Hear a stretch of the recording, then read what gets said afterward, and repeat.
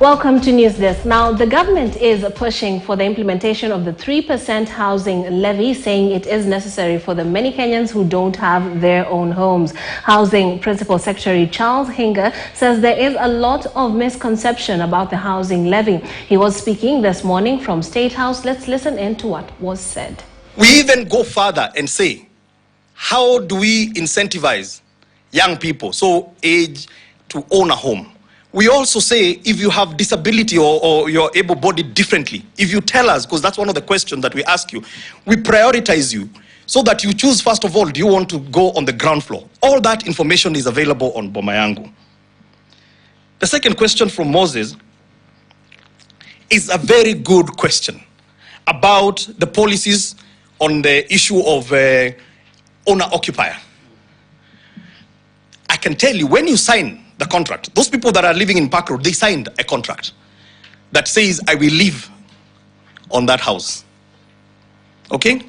But tell me, how do you police enterprise?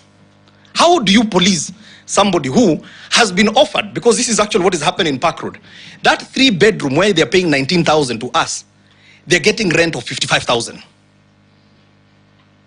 If we stop and tried to force people now to do that, we will have lost the plan. First of all, let me help you get a home. Okay? The only thing I can tell you in the policy, you cannot buy 2. And the other thing is, you can't sell that unit until 7 years. Because that unit is so subsidized. If I allowed you to sell, what are you going to do today? You buy 3 million, you sell it for 7.6. Sindio? Then you buy another 2.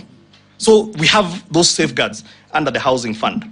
Moses, if you're retiring, if you read the what is in the finance bill, it says you get back your money at the earlier of retiring, death, or 7 years.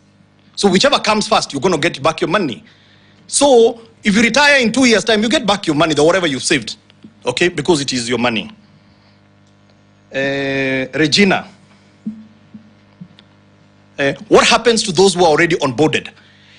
We have transitioned from telecom platform to e-citizen, and we transitioned every one of them. So your money is still there. In fact, as a matter of fact, those people that have saved, I have 1.8 billion of their money.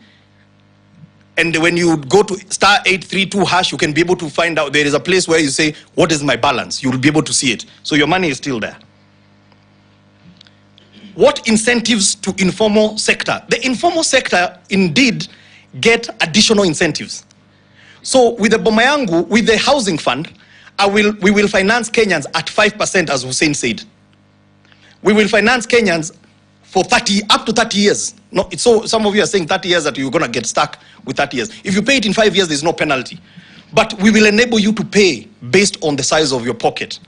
For the informal sector, in informal settlements, first of all, the interest rate is 3%.